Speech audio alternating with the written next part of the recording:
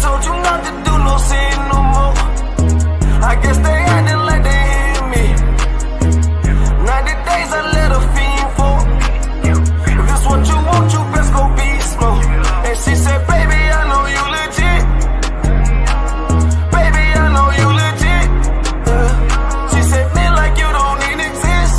And I said, UPK made me like this.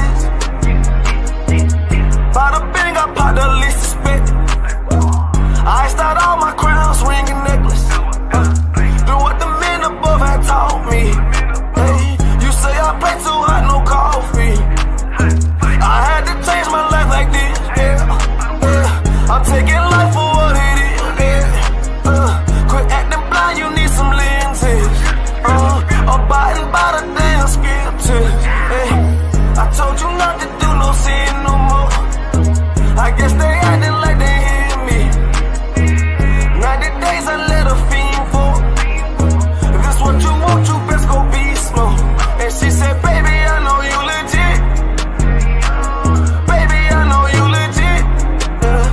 She said, me like you don't even exist. And I said, UPK made me like this. I've been up, I've been up, I've been up, I've been up, I've been up, I've been up, I've been up, I've been up. Quit the fuss, show me love, I need love. Don't wanna leave me, yeah. I'm mixing up my damn problems. I'm mixing out all of that violence. If you with me, we on that fly shit. To all these worldly bastards round us, I say, I told you not to do no sin no more. I guess they acting like they hear me. 90 days I let a fiend for. If this what you want, you best go beast mode.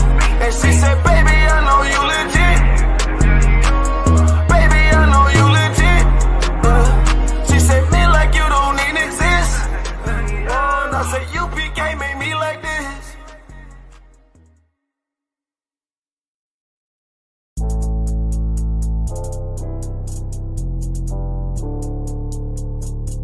According to God, the white man is the devil. You see, I've been in here for a little minute. You know what I'm saying? And I see niggas, they like to talk a lot. They like to claim leadership. They like to claim this and that. You know what I'm saying? They like to be above what they really is and have authority. But they don't really need that authority. They don't really know what to do with that leadership. You understand?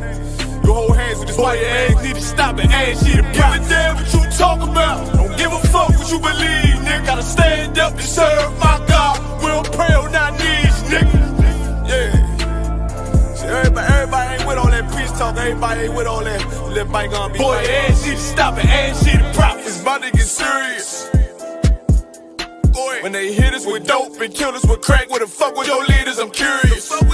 He cashed out on your blood, traded you in and bought a new biz. Ask you the prophets, I tell you the scheme. If you don't wake up, you gon' die in your dreams. I say you won't tell you no more. I swear these crackers try to kill us slow. Just spoke to a nigga and fed he up for parole. Because of the COVID, it feel like the host in this world that don't go together. Know that it's gold in the ghetto. I'm in the city blazing with my niggas. Just told the devil the score never settled. Yeah, see the prophets. I'm tired of these niggas keep talking about, you know, you respect my religion, I respect your religion.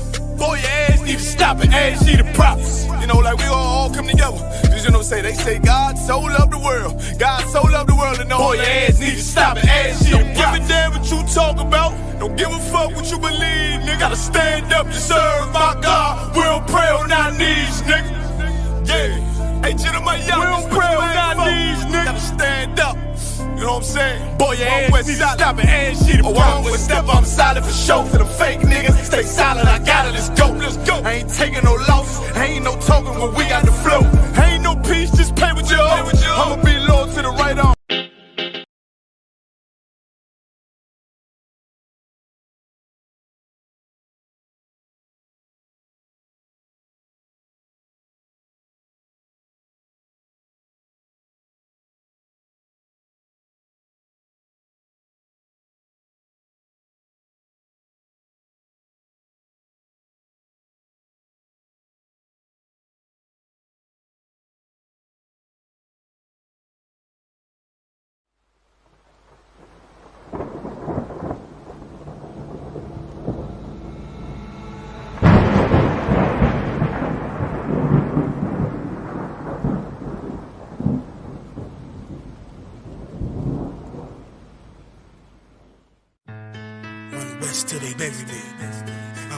west till they bury me. I'm one west till they bury me. I be one west to the death till they bury me. One west till they bury me. I'm one west till they bury me.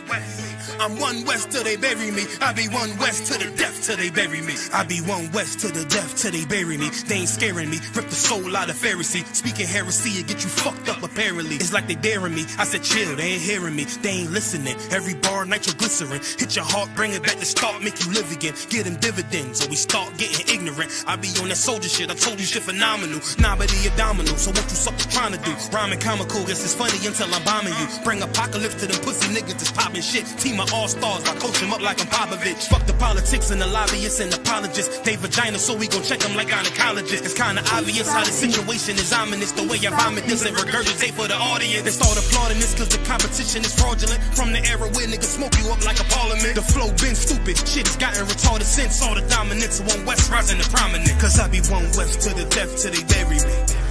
I'm one west till they bury me. I be one west to the death till they bury me. I'm one west till they bury me. I be one west to the death till they bury me. I'm one west till they bury me. I be one west to the death till they bury me.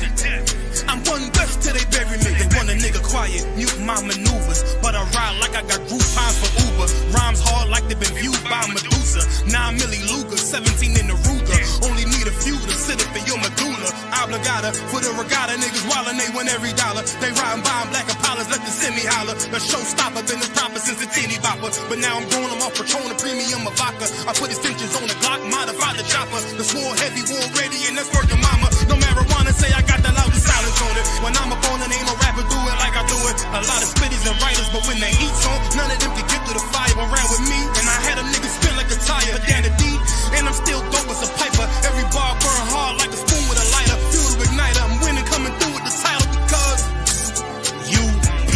I be one west to the death till they bury me. I'm one west till they bury me. I be one west to the death till they bury me. I'm one west till they bury me. I be one west to the death till they bury me. I'm one west till they bury me. I be one west to the death till they bury me. I'm one west till they bury me.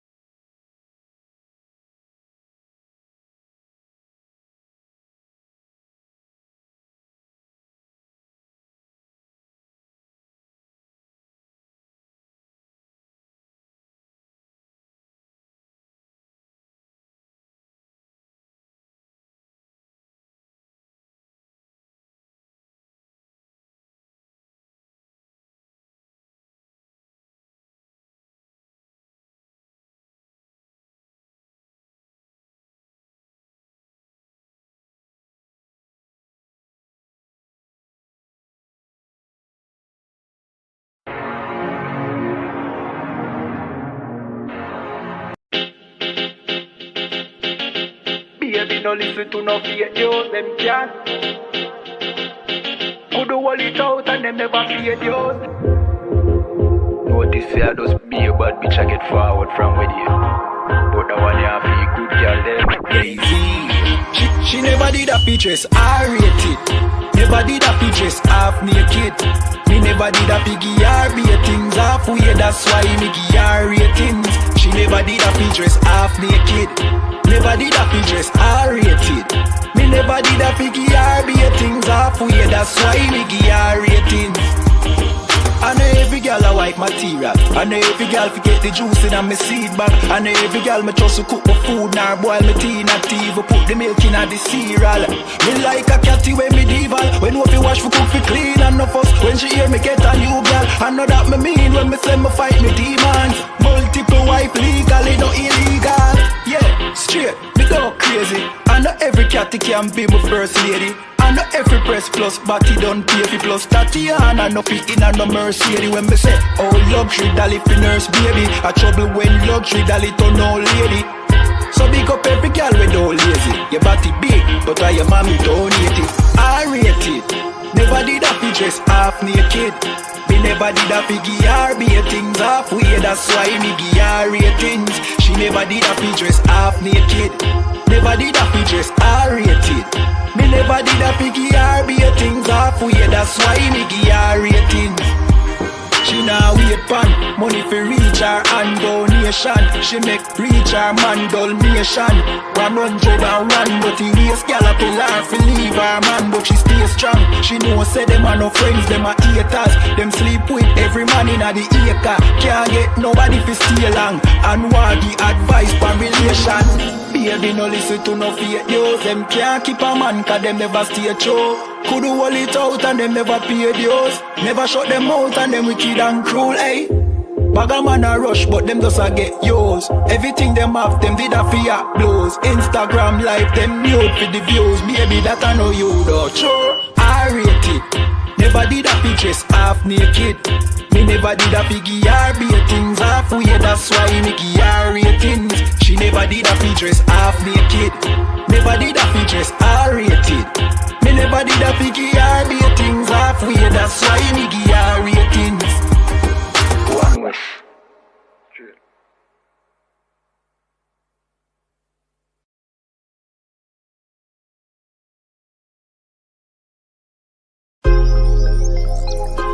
Yo, I thought the bomber clot to them boy, man. Bad mind never kill them. Suffocate on no pussy. Yo, status. Tell some boys we don't chat us.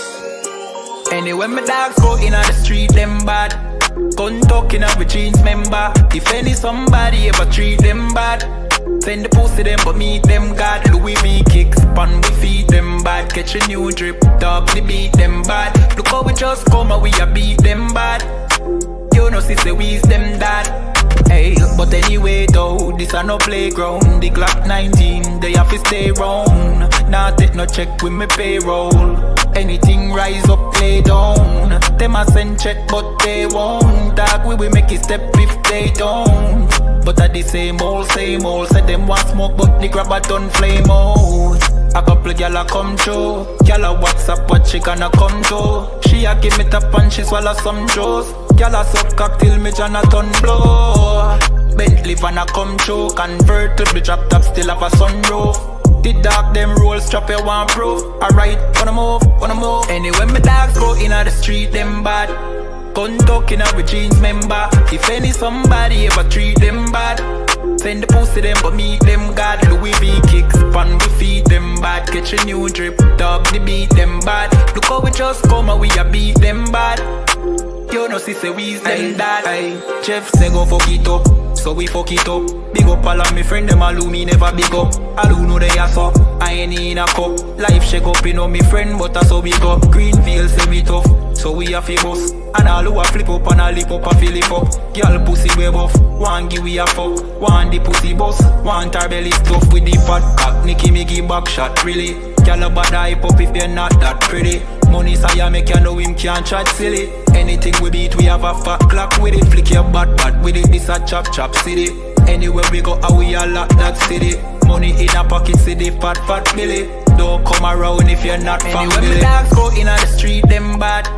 Gun talking up with jeans member. If any somebody ever treat them bad, send the pussy them but meet them God. Louis V kicks, pan we feed them bad. Catch a new drip, dog the beat them bad. Look how we just come and we a beat them bad. You know sister we is them dad.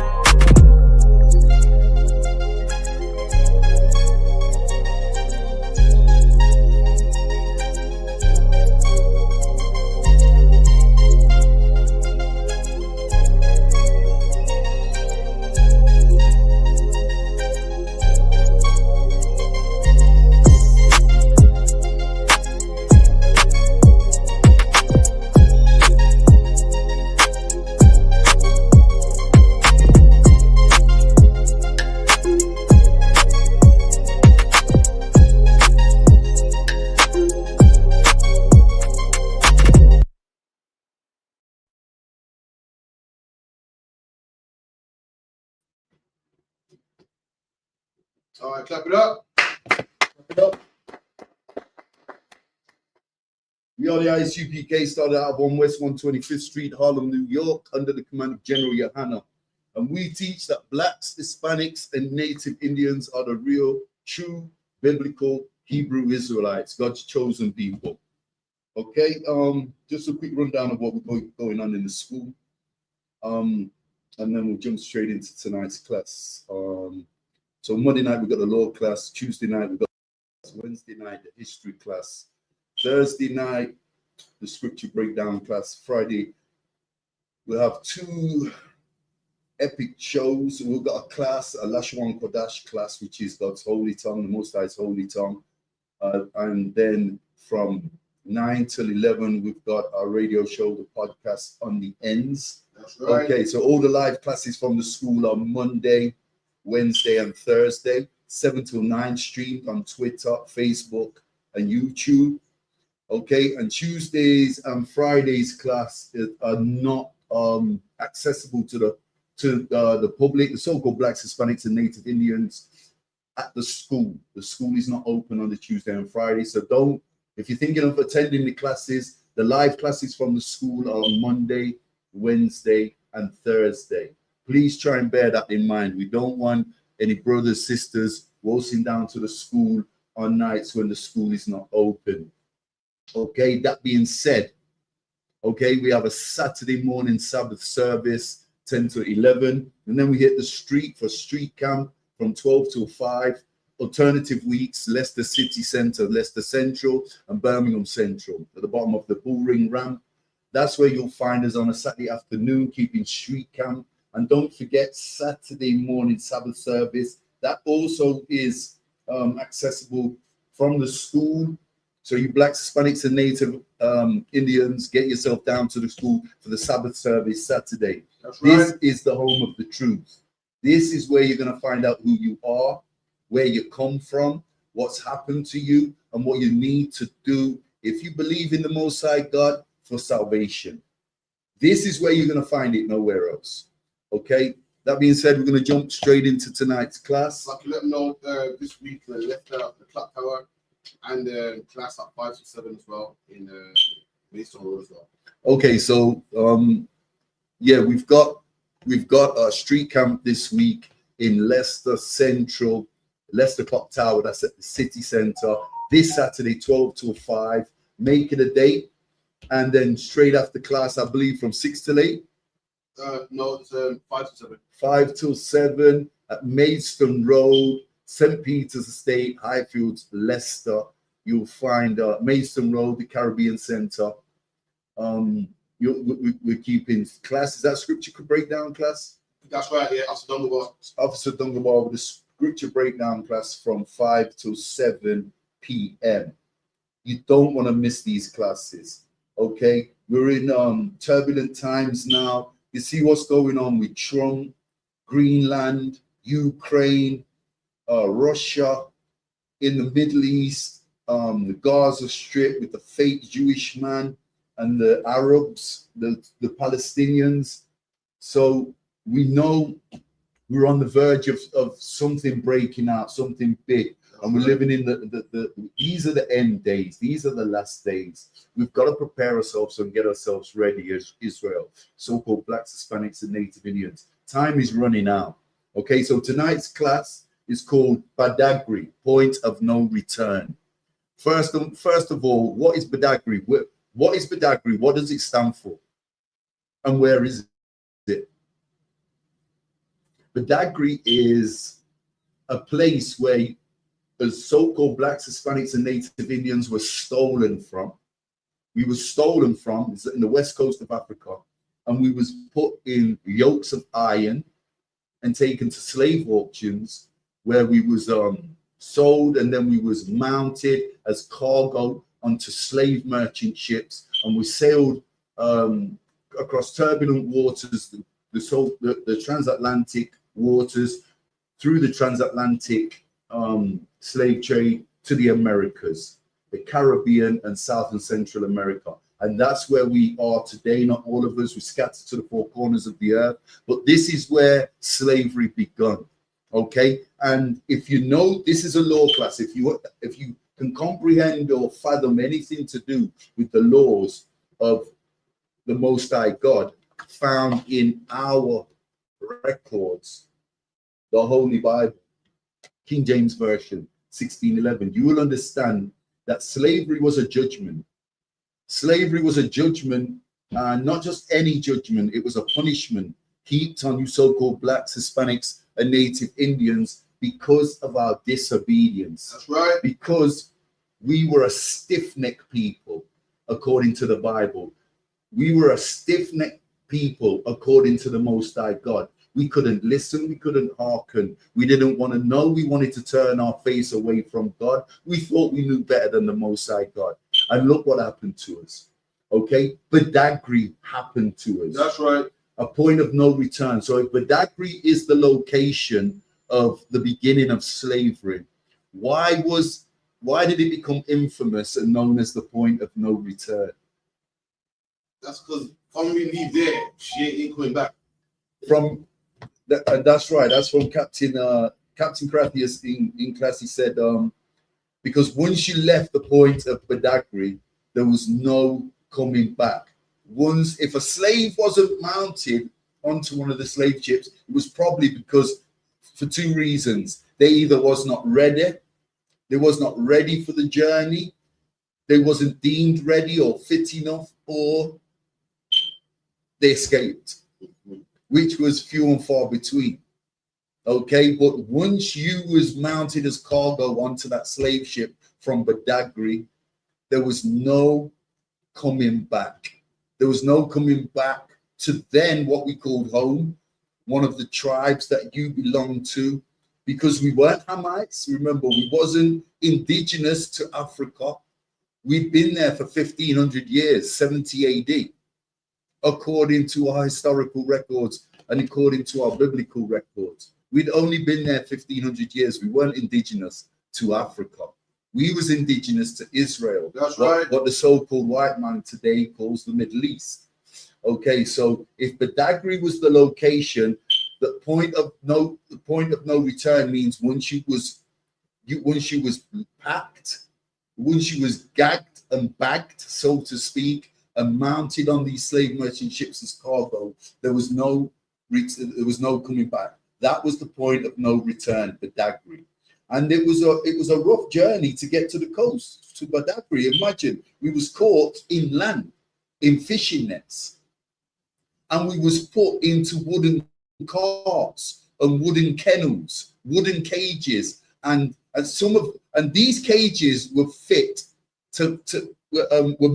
designed to fit 6 goats, 10 lambs, and they'd be shoved and rammed with 30 slaves, 30 so-called Negro slaves, 30 so-called Black, Hispanic, and Native Indian slaves. So can you imagine the condition of us before we even got to the boats, just on arrival to Badagry, the point of no return?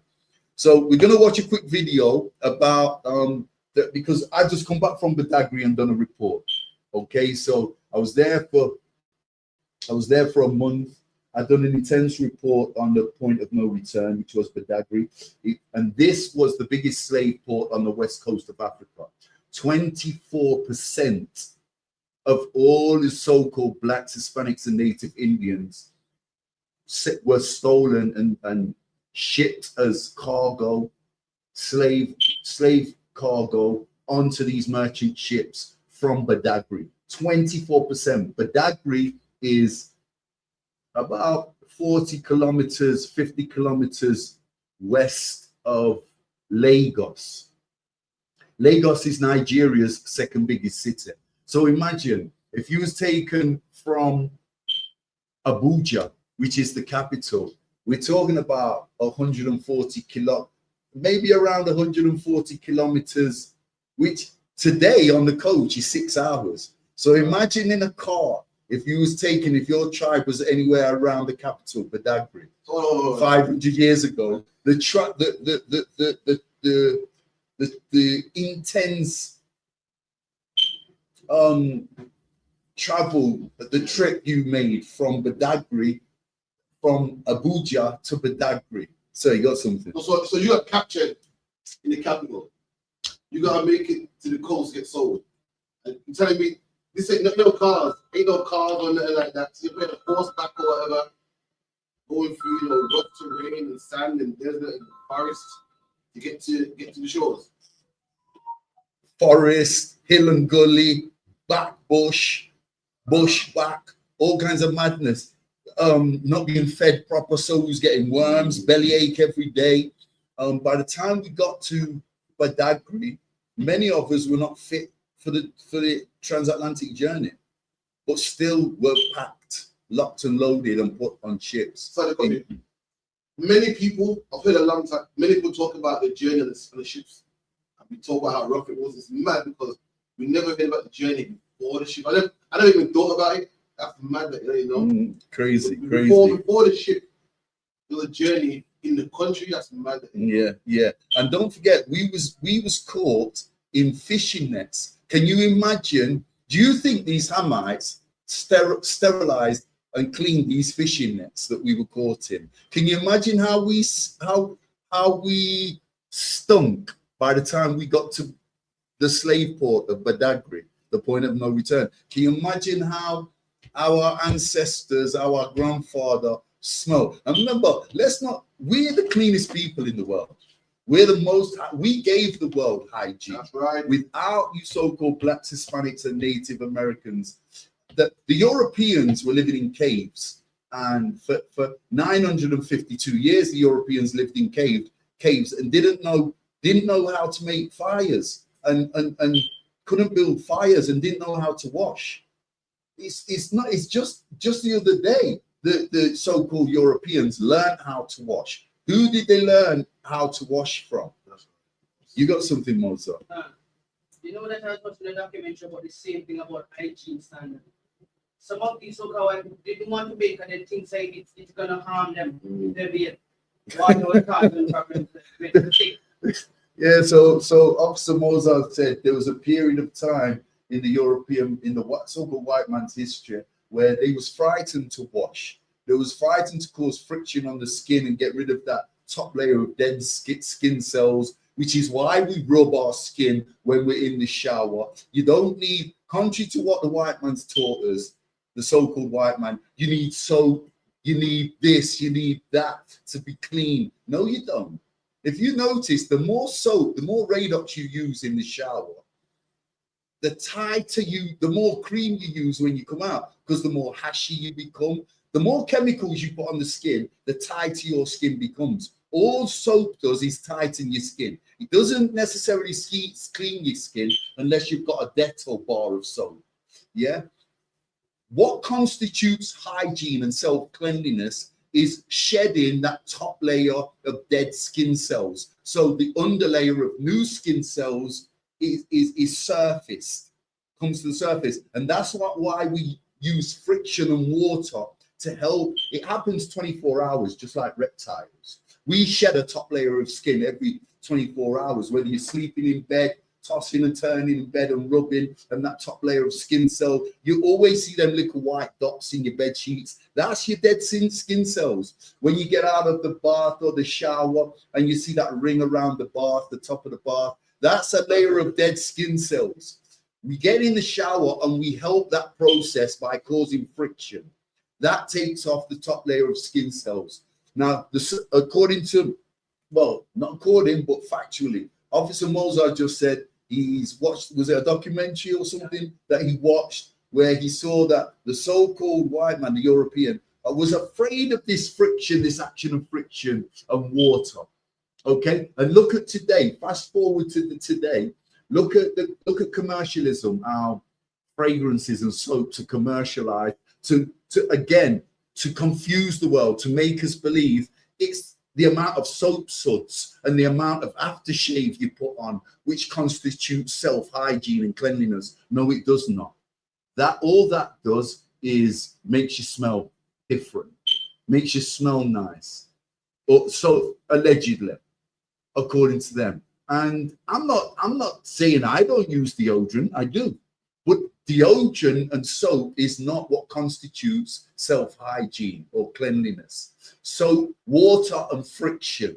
I mean, you can have a dry wash. If you've got a sponge or a flannel, what constitutes cleanliness and self-hygiene is that top layer of dead skin cells being shed and a new layer of skin cells coming through.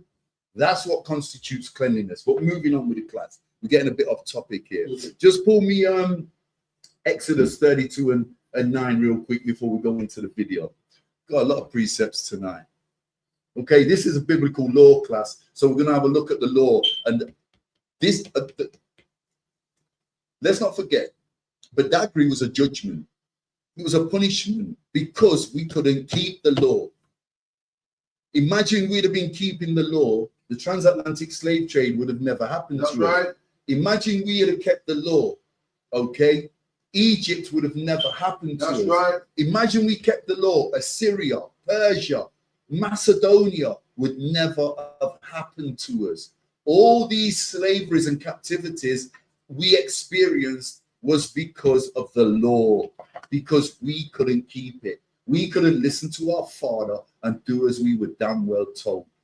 That's it, period. There's nothing else to this. Exodus 32 and 9, Barbara Shaw. The book of Exodus. Just before you read it, this precept illustrates and demonstrates the reason we went into slavery, because the Most High God told Moses we were stiff-necked. Read that, Barbara Shaw. The book of Exodus 32 verse 9. And the Lord said unto Moses. And who said to Moses? And the Lord said unto Moses. Read. I have seen these people, and behold, it is a stiff-necked people. No, it's an obedient people. It's a stiff-necked people. It's a people that love to listen all the time. It is a stiff-necked people. And who are these people that the Most High God's telling Moses about? Children of Israel. The children of Israel, as so-called blacks, Hispanics, and Native Indians. Read that again, Baba Kashaw. Exodus 32 verse 9. And the Lord said unto Moses, I have seen these people, and behold, it is a stiff-necked people. We were a stiff-necked people, and guess what our punishment was?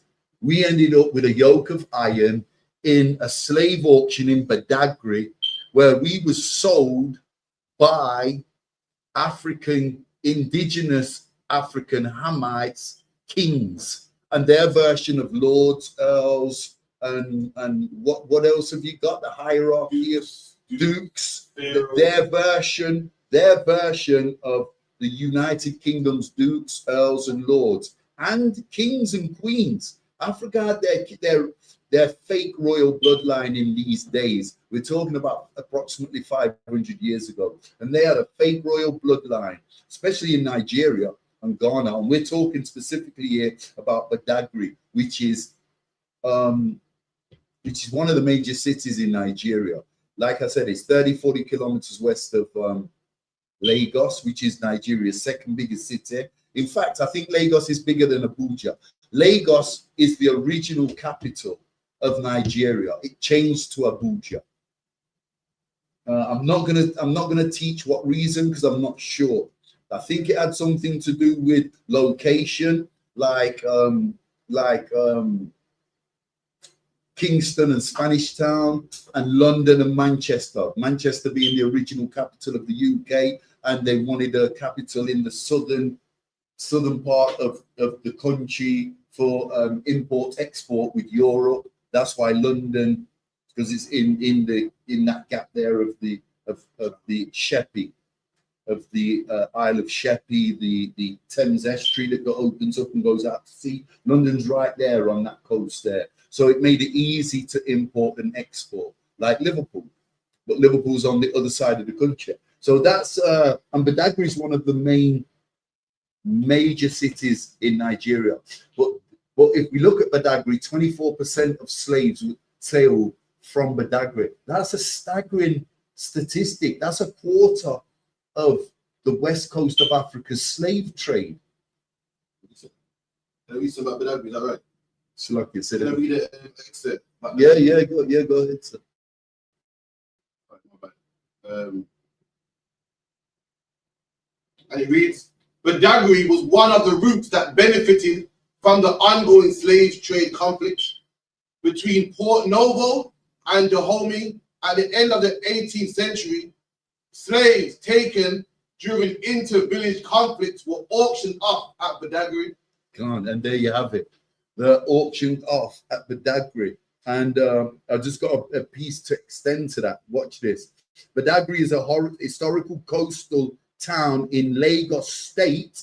So there's a state called Lagos and a city called Lagos. Badagry is 35 kilometers, similar to Leicester and Birmingham, the distance. And it says known for its significant role in the transatlantic slave trade, serving as a major port and a gateway. It was the biggest number of slaves of Blacks, Hispanics, and Native Americans was stolen and taken to Badagry in Nigeria, 24%. And the reason I keep harping on about this stat is because it's a staggering amount of slaves. 80, 90 million approximate slaves were stolen and taken through the transatlantic slave trade over 400 years. Imagine. Let's go from, this is the British slave trade we're talking about, which lasted 250 years. And let's not forget, the Spaniards ran slavery for the first 150 years. The English beat the Armada in the Great European War, the so-called Great European War, and took up the spoils of war. The slave trade was one of the spoils of war that the Spanish owned and possessed. They'd coincided it with the Portuguese, who were the original European slave traders and slave merchants. So England picked up that slave trade automatically, and they ran it for another 250 years, right up until the 14th Amendment and the abolishment of slavery, the abolition of slavery, which was drew up by the U.S. administration. What's the president's name? President Lincoln in 1864, and executed a year later in 1865. Yeah, so England won the European war, beat the Armada, beat the Spanish military, and picked up the slave trade for 250 years. In that 250 year, we're concentrating on the British slave trade. So for that 250 years specifically, you do the maths, okay? 88 million so-called slaves were stolen and transported over 400 years. So I haven't got the stats here, but imagine 50 million was in the 250 years and 32 million in the Spanish slave trade, okay? And that's not a fact. That's just numbers I'm throwing out there for just for peace sake, okay? So imagine it's 50 million. A quarter of them 50 million were stolen and sailed from Badagry. So over 250 years, almost a quarter of the transatlantic slave trade, the Blacks, Hispanics, and Native Indians that went on British, English slave ships from Badagry to the Caribbean and South and Central America. The stats say it was 24%. That's nearly a quarter. That's nearly a quarter of the entire of the west coast of Africa's slave trade. And let's not forget, most of the West African countries were trading slaves, were trading us, Blacks, Hispanics, and Native Indians. Togo, Benin, Ghana, Cameroon, Ivory Coast, Sierra Leone, Gambia, Mali, Senegal. They was all Guinea. They was all trading as so-called Blacks, Hispanics, and Native Indians. But a quarter of that number of slaves sailed from Badagry, this slave port that I visited and did a report on. Let's watch the video.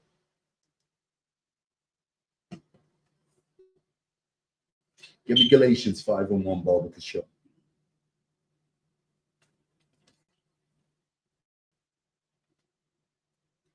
The well was dug in 1847 by the slaves, and ever since then, this well was made in 1847.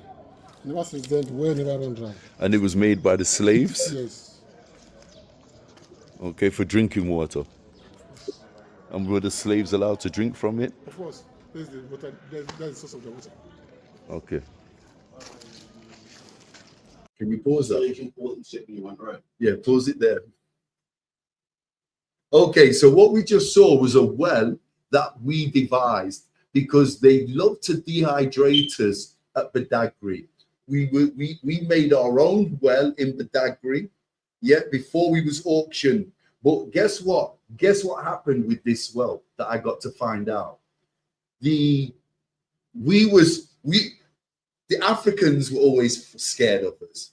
You don't really believe it's only the white man that fear us. All these nations fear so-called blacks, Hispanics, and Native Indians. These indigenous Africans, the Hamites, were spiking our water. They were spiking the well with their potions and their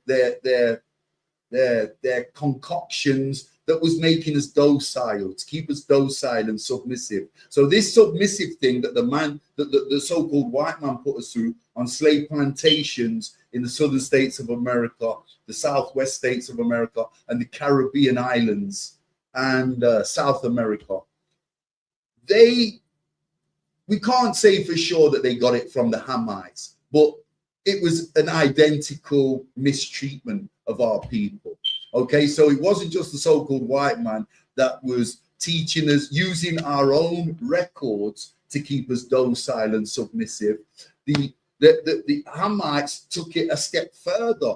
Before we were spiritually destroyed, they was physically destroying us by spiking our water and physically making us docile. And today they use a thing called liquid kosh to calm mental patients down. It would have been a similar concoction to that, a liquid kosh that made us, because when you see mental patients that have just had their medication, when a medication should be a spiritual cleansing, yeah, because that madness on that person is a demon according to the Bible. That's right. But the white man says no, pump him with drugs till he can't talk, till he's slurring his words, till he walks like he moves like he's moving backwards. He's so slow.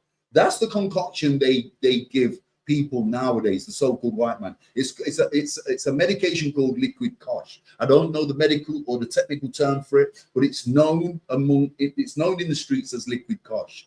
That would have been a similar concoction that the Hamites was put in the well that we made at Badagry to make us docile, slow, and submissive. You got something, other one? Yes, this one nice. It's lucky where was the well as well? Nigeria or Ghana. This is Nigeria, sis. Badagry, the point of no return. The west coast of Africa's largest transportation of slaves, so-called blacks, Hispanics, and Native Indians. Like I said, 24% of us, 24% of slaves during the English, the British slave trade, which was about 250 years approximately there. 24% of us were stolen and sailed from Badagry, this slave port right here. Continue with the videos, sir. Bob Kashar. Any questions, just type them in the stream.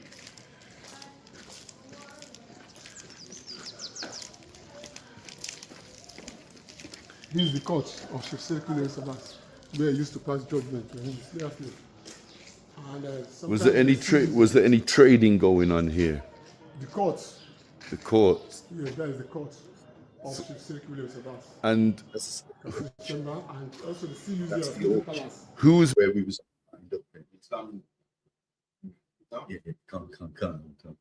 Okay, so this was the slave auction. What we're looking at now is the actual slave auction, where they had a wooden podium, like a stage in the background, and we was lined up along there with we had yokes of iron around our neck, and there was an iron pole across the top that we was chained to.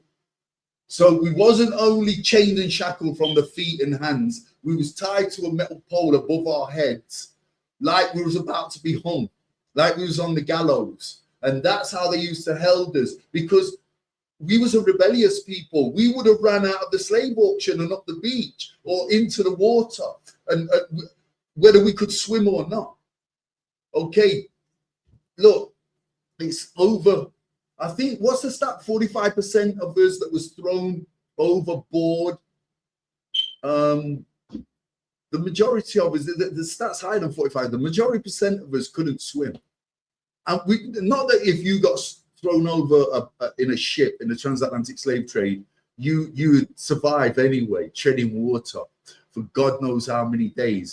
But the majority of us could not swim anyway. So we was doomed and drowned. So, you know, not to say that a lot of these sharks that was eating us was eating dead carcasses because we had already drowned. But some of us were live bait to the sharks. But this is the actual slave auction where the African kings auctioned us. We was a possession of theirs, and they was auctioning us to slave merchants. So this is the original slave auctions, and then the Portuguese, the French, the Spanish, only the so-called white slave merchants bought us from here, from the African kings and the African hierarchies. Yeah, and from there, when we sailed across the transatlantic slave trade, then your average Joe Bloggs came to the auctions in the Americas, and your average Joe Bloggs, so-called white man, were entitled to buyers and possessors and owners. Okay, that's just a short rundown of the transatlantic slave trade. But these were the first slave auctions on the west coast of Africa, Badagry. This was where we was kept in the worst conditions. We think that slave plantation was bad. Some of us were happy to get out of Africa and see them slave plantations, because how we was kept in Badagry was not fit for any human being. Believe that. Let's watch the end of the video, Baba Kashasa. Here, slaves. Judgment to the slaves, likewise the Muslim society that cover. For what crimes? What crimes were they being judged? Any slave that used to go to the farm. Rebelliousness. Yes, and they used to go to the farm, so this is where the judge them. Okay, so rebellious slaves were brought here to this spot here, yes, and they were judged. And what would be their judgment generally? Sometimes they behead them, sometimes they kill them, sometimes they hang them. You can see the one they hang. Come. Okay, so if you look at the side of the slave auction, there was a little chambers. That's where they was judged. So if you went into the slave auction kicking and screaming, you'd be taken on the spot to the chambers next door. You'd be judged, and you'd either be beheaded or hung. And the spot where they hung, I'm sure in the video you'll see it, is 20 yards away from the auction and the chambers where they were judged. So this all happened within a couple of hours. You was kicking and screaming. You was trying to get out of your chains and shackles. You was trying to release yourself from your bondage that these kings' servants and workers and military men had put you in. And you would be taken to one side, judged. You wouldn't get a warning. You'd be judged in the chambers next to the slave auction. And then from there, you'd be marched 20 yards across to the gallows, and you'd either be beheaded or hung. This sounds very similar to the slave plantations, right, where we were whipped, where we had our feet chopped off so we couldn't run away, and where we were hung from trees. Very similar experience, if not worse. Let me not say worse, because nothing's worse than the treatment than the so-called white man, the oppressor, did to us. Okay, but these Hamites did us no favors. They did us no favors. Let's continue. Okay, so rebellious slaves were brought here to this spot here, yes, and they were judged. And what would be their judgment generally? Sometimes they behead them, sometimes they kill them, sometimes they hang them. You can see the one they hang over there. Where? Down. So they bring the slaves here to judge them and then hang them, yes, across the court.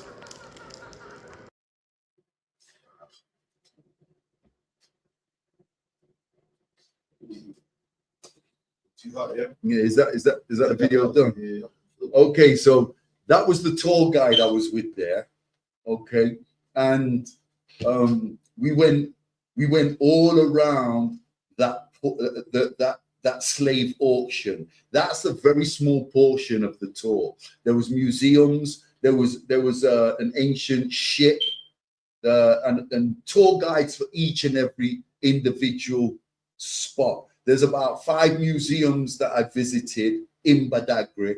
This is not a museum. This was the actual point of no. This is not the actual point of no return. We visited the point of no return. This was the actual slave auction where slaves were sold and judged, not where they was captured. This is where we were sold and judged, so-called blacks, Hispanics, and Native Indians. And this was the tour guide for the slave auction and chambers. When we talk about chambers, we're talking about a courtroom, what we call a courtroom nowadays. And you saw at the side of the auction, it was a segregated room that was about 15 by 15.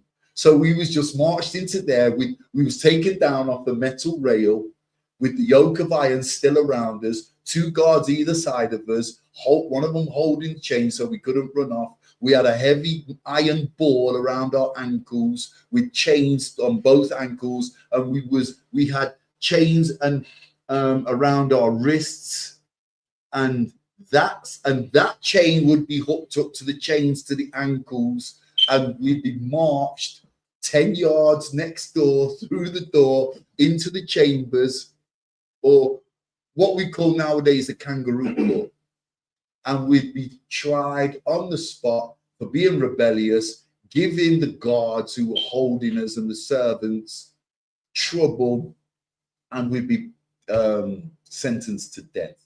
And that punishment would be a beheading or a hanging. And let's not forget, we didn't get a chance to say bye to our children and our wives. We was marched 20, 30 yards. Do you see where the well was? Back to where the well was. Just at the back of the well is where they hung us and chopped our necks off. And we was just left there. No burial, no funeral, no cremation. Not that we are allowed a cremation. We don't burn ourselves. We go into the ground as we came out of the womb. And that is that.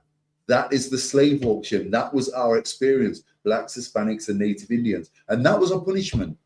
Badagry was a punishment. It was a judgment for our lawlessness. It was a judgment for us not listening to our Father. It was a judgment for us being disobedient and wicked as hell. You got something, Moses? You know, you mentioned that they shackle you around the neck with a piece of the chain and with the iron bar. Yeah. Is that because they were so afraid of us? Yes, but we was rebellious. You heard the Hamite. You heard the tourist guy there telling me there were so many rebellious slaves. It's not just 1 or 2. I mean, it was like wave after wave of us that just wanted to either kill these Hamites and escape, or just escape and run. And don't forget, imagine 10% of us must have been Usain Bolts. You know, we're the fastest people. Do you think history's ever changed? We've always been the fastest people on this earth. Okay, some of these Hamites can run marathons and can run from city to city, but they can't run fast. We run fast. We escape. We get away. Or we capture. But we are the fastest people God ever put on this green earth. Then none of them Hamites are catching us. Once we're gone, we're gone. And to them kings, them earls, them lords, the hierarchy of Africa, them dukes, they would lose money. We was a pot of gold to them. When these Europeans landed on the west coast of Africa and started trading with these Hamites, they were picking their jaws off the ground, these Portuguese trade merchants, because they weren't originally slave merchants. They came as trade merchants. They wanted the Hamites gold, silver, cranium, oil. They wanted all their natural resources. And guess what these Europeans brought? Tobacco and alcohol to mad up the Africans. That's what they brought to trade. And when they saw us, the first thing that these Portuguese said to these Hamite kings and the hierarchy is, who the hell are them? Why don't they look grubby and nasty and skinny like you? What kind of black people are they? How come they look so different to you? How come they move so different? How come they're so clean? How come they're so athletic? How come they're so intelligent? Yeah, but it doesn't matter how intelligent we were. This was ordained because we were disobedient. It doesn't matter when you're in secondary school, if you're in every top tier, every top class, French, biology, geography, PE, English, maths, cooking, music. You can be in all the top classes. You know the top classes in secondary school? If you're misbehaving at home, what's your dad going to do? Your father's going to punish you. He's going to beat you. He's going to ground you. You're going to stay in your room. You're going to do more chores. You're going to be punished. Why do we think this? Our Father is any different? Why would we think our Father who art in heaven would be any different? Who is more holier than the Most High God? Who is more separate than him? Nobody. So when you go home, your Father is separate to you. If you're in every top class, we could be the best runners. We could be the most intelligent. We could be the cleanest people. If we're misbehaving and being disobedient to our Father, we're going to get punishment. And guess what? Badagry was a punishment. That's right. Galatians 5:1. Baba Kashar, can you get me Deuteronomy 28 and 15, Baba Kashar? Let's skip through a few precepts. Stand fast. Stand what? Stand fast.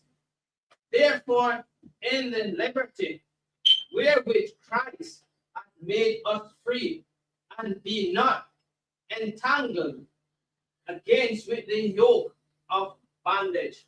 The what of bondage? The yoke of bondage. And there's that yoke of iron from Badagry, started in Badagry, commenced in Badagry. Christ has given us our liberty back.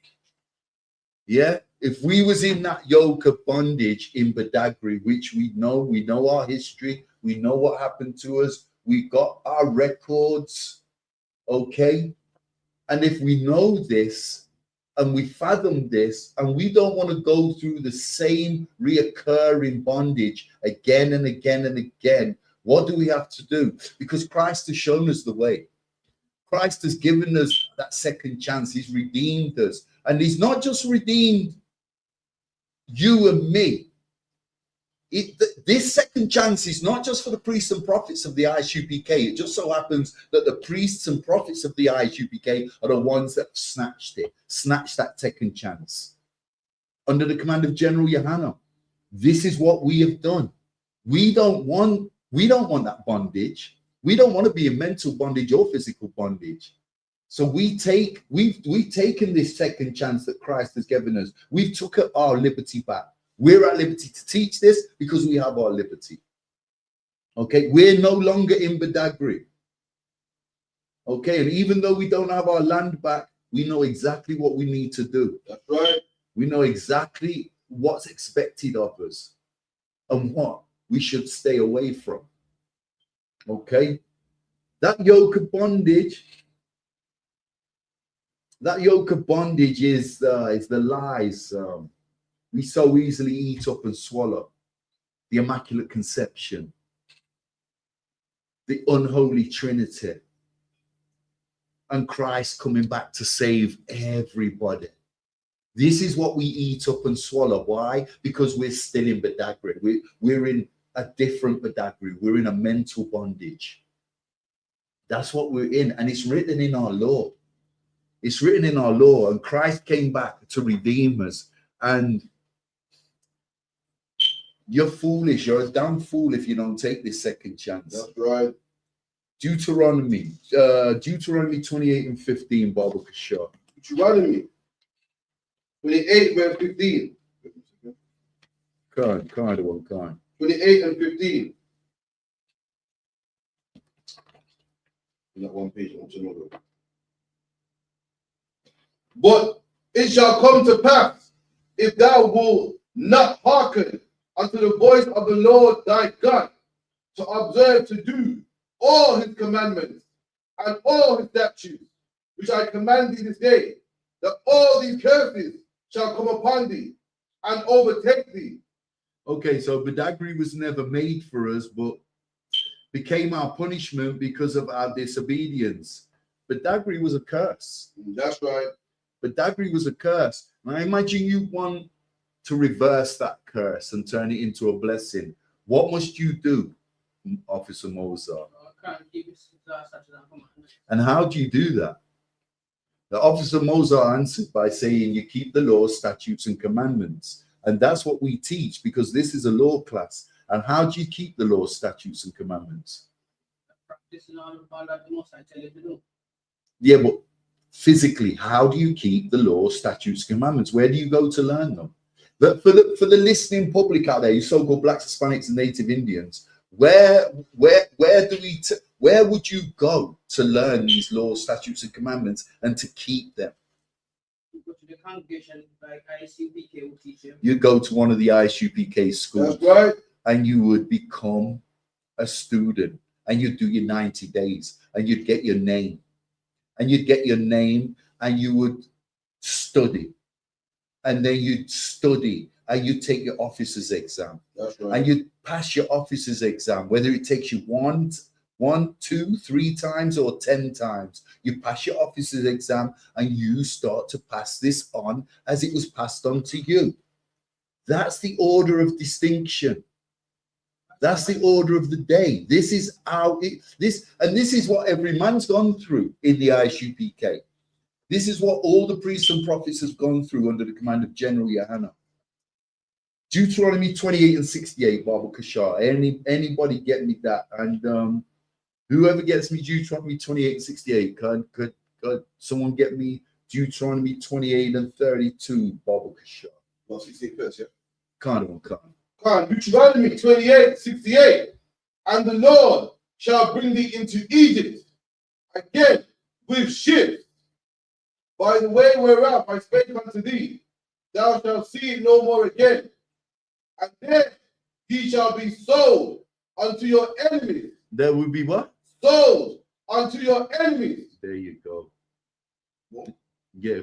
For bondmen and bondwomen. For what? Bondmen and bondwomen. Okay, so this is one of the most recited precepts in the Bible, in the UPK. This is one of the most recited precepts. We have taught this from day dot more than probably any other precept, without me again going into stats. Okay, we were cargo from Badagry.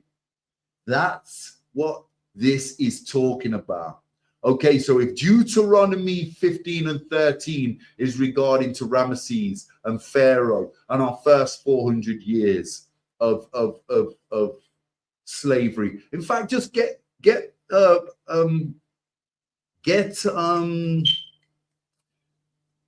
Exodus 15 and 13 for me, Baba Kashar, if you don't mind, because we know we've had 400 years of Badagry. 400 years of bondage. Yeah, 15 and 13. It's talking about 400 years. Abraham being born. Read that, Baba Kashar. Read that. Mozart, just read that. Leave that a minute. Read that. The book of Exodus 15, verse 13. Thou in thy mercy hast led for the people which thou art redeemed, art thou given, thou guiding them in thy strength unto the holy habitation. Salakia. Did I say Exodus? Exodus. Go Genesis. Genesis 15 and 13.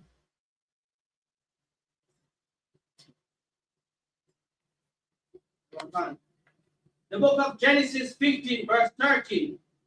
And he said unto Abraham, know of a surety that thy seed shall be a stranger in a land that is not theirs, and shall serve them, and they shall afflict them 400 years.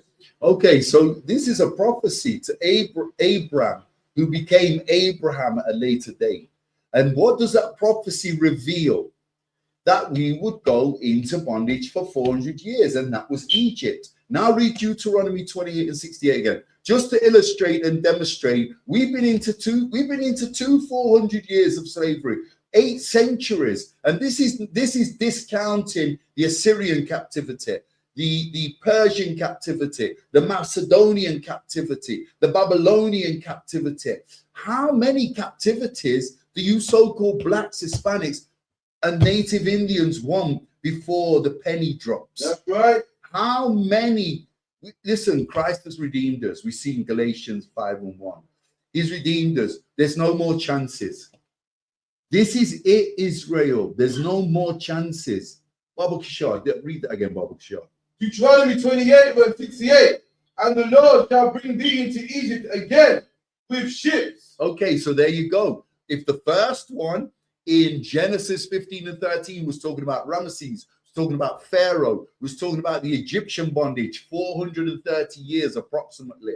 Here's the transatlantic slave trade. Read that again, Baba Shah. And the Lord shall bring thee into Egypt again with ships. With ships. The only time we went, the only time any tribes or nation of people went into slavery on ships. This is a prophecy revealing the transatlantic slave trade. Is there any questions? Any questions?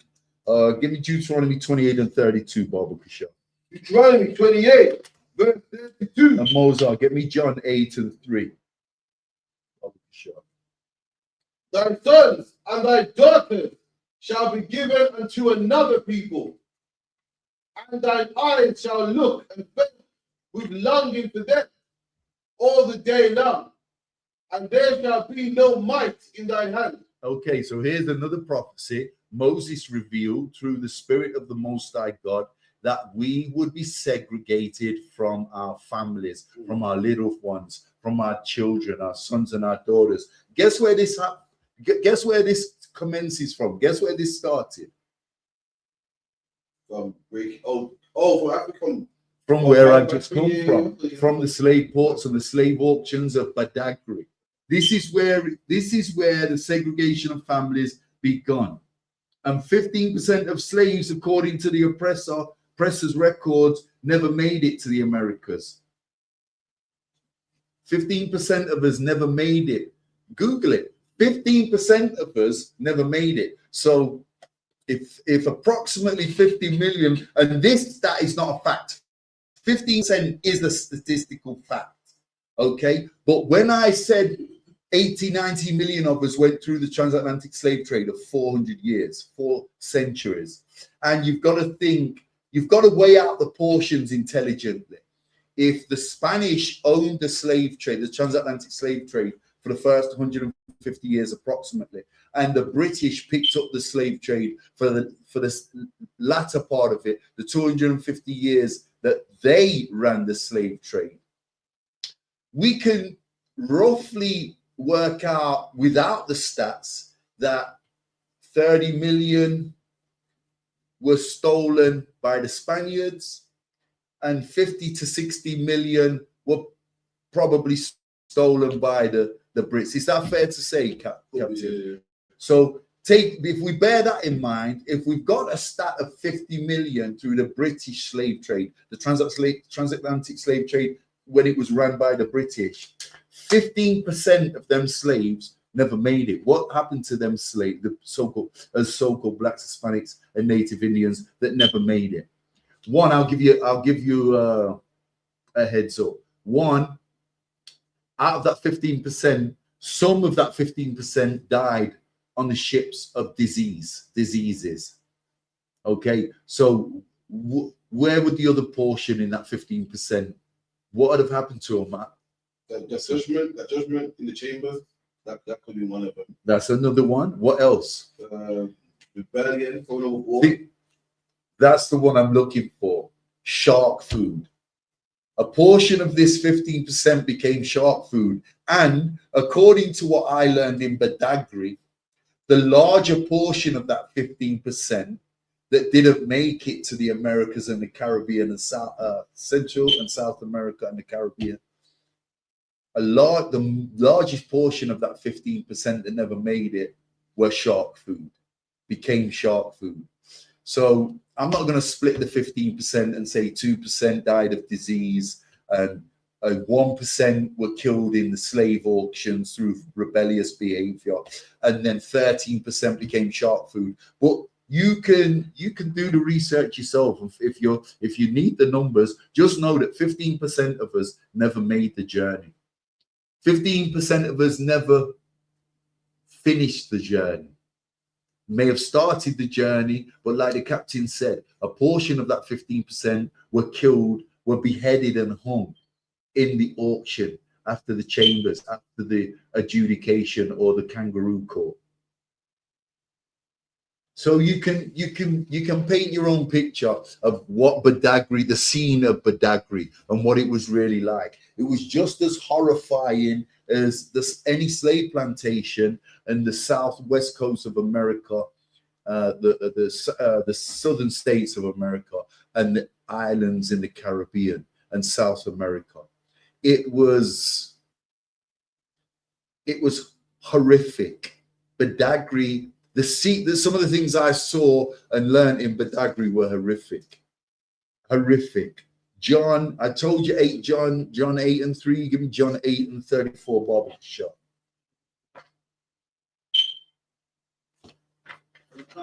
The book of John 8:34.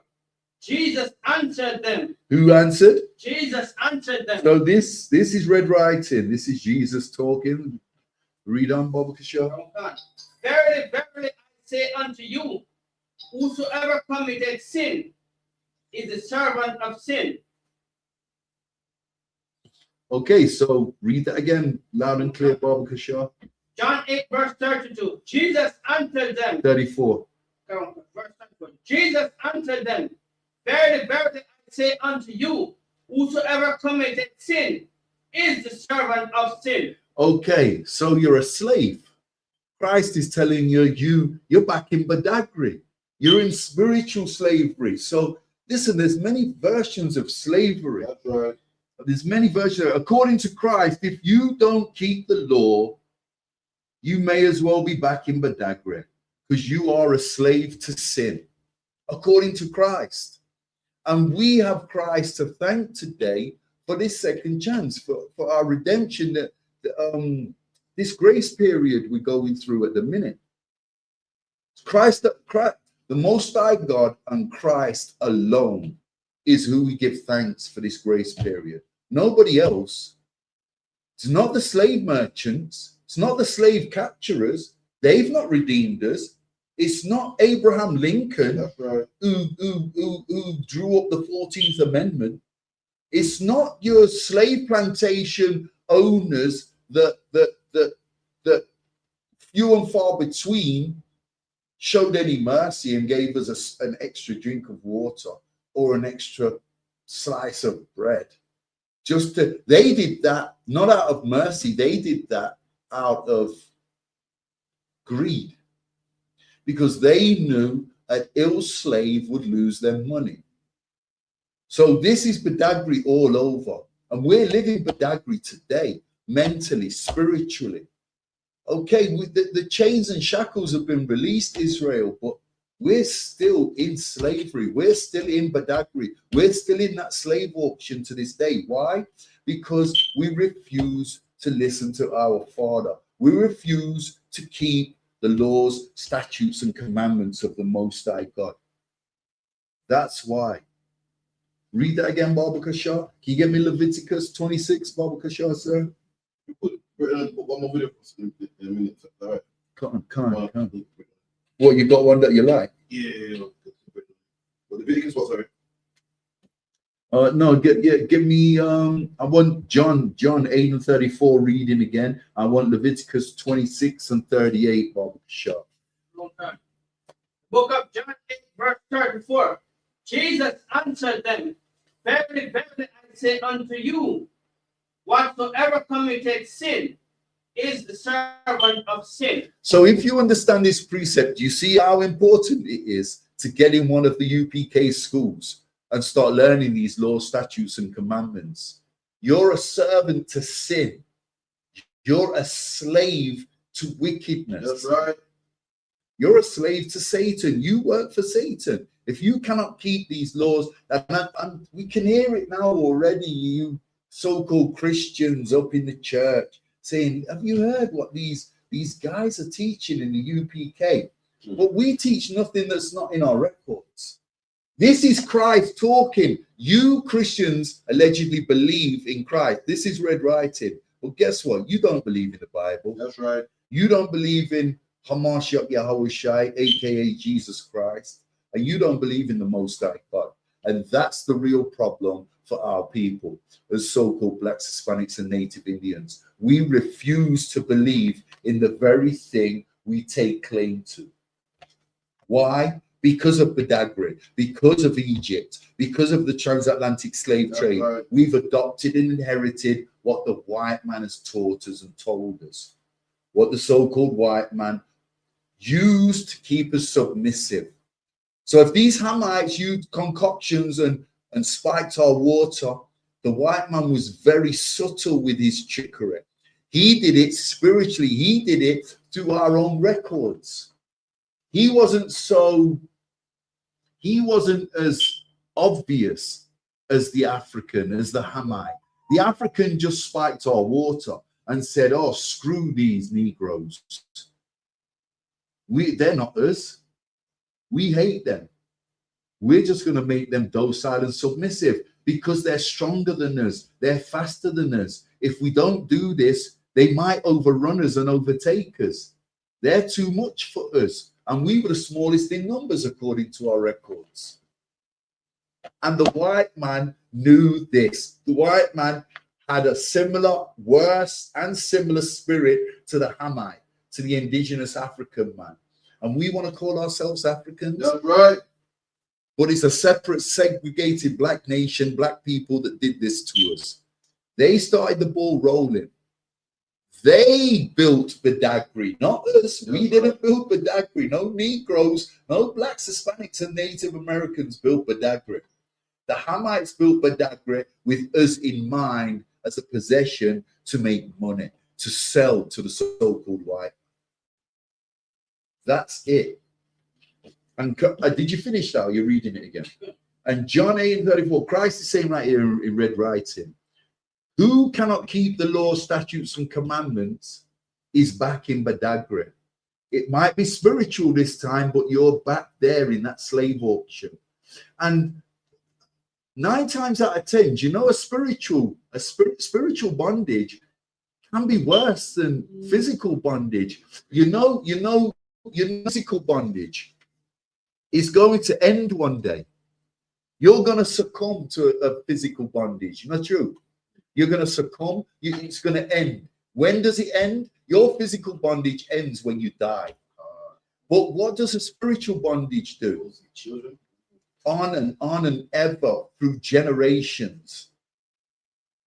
Through generations. You cannot end that spiritual bondage until you snap out of it, until you walk through one of the doors of the ISUPK schools globally.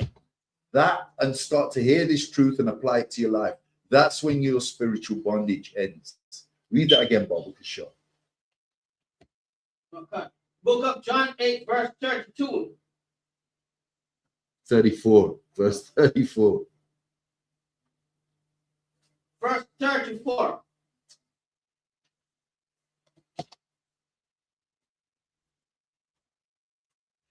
The book of John 8, verse 34.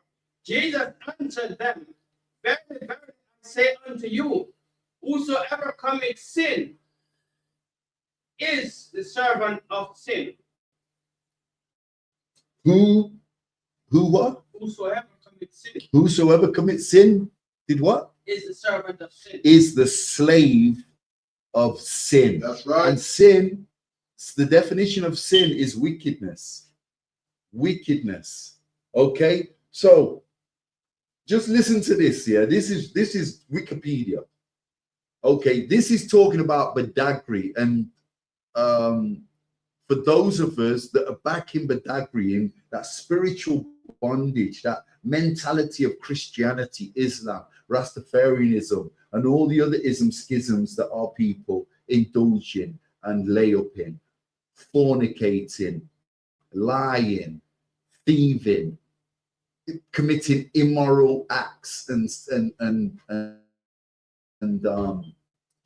sins, wickedness. Okay, so let's just see what we can find on Wikipedia. This is regarding Badagry, the slave port that I just came from, in the west coast of Africa, in the state of Lagos, Nigeria.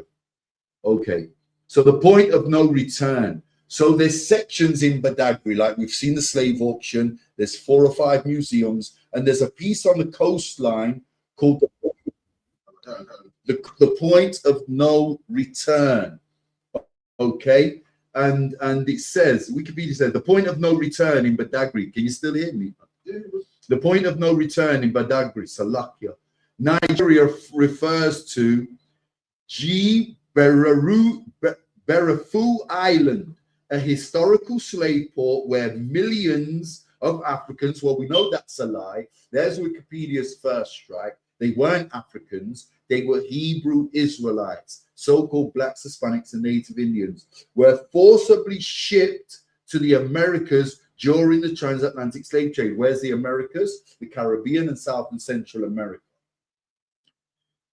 Symbolized, the transatlantic slave trade symbolized by monuments marking the final departure point before the ocean voyage, hence the point of no return.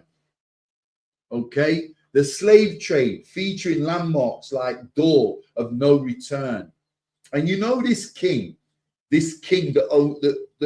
king of Nigeria, he lived in Badagry. He had a house in Badagry. I went through the royal Badagry home, the house. I went through it. I filmed it where the king lived, and that was right there in Badagry. It was a royal house, a so-called royal house, and this is where no slave ever entered. No slave was allowed in the royal house. Okay, and it's a monument to this day, almost like a museum. Parts of Nigeria's initiative, back to Wikipedia, to connect with its diaspora and promote heritage tourism, marking the brutal separation of families and culture. And this is the key, separating families and culture, because what happened to us and what's happening to us still to this day.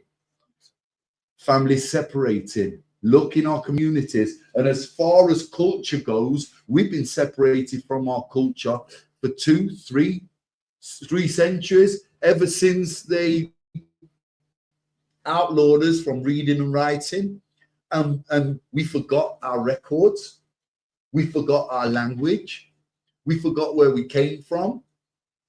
Our Zion became Gambia, Ethiopia, Kenya, Ghana, Nigeria, Egypt, Kemet.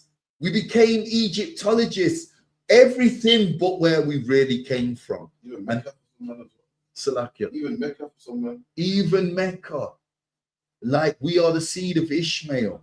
And this is what's happened to us. We were separated from our families, and we're still separated from our families to this day. And we're separated from our culture. But we've been separated from our culture just as long as we've been separated from our families. Let's not forget, we was outlawed for reading and writing for 150 years, while they brainwashed us and gave us Christian sanity. Gave us all kinds of madness on them slave plantations. Anything to stop us speaking Hebrew. Anything to stop us reading our records. Anything to stop us remembering we came from Israel. We didn't come from Gambia or Nigeria. That was just a stepping stone for us when we ran away from the Romans, 70 AD. Want to play the video, sir, when you're ready? I don't know which video you're gonna play. To let you know that I had about 3-4 hours of footage. One break up.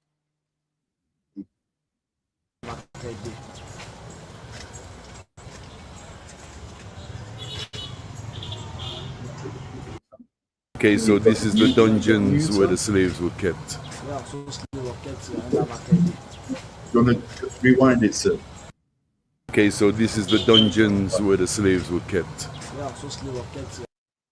Watch this. This is the dungeons where the slaves were kept. Pay attention and watch this. So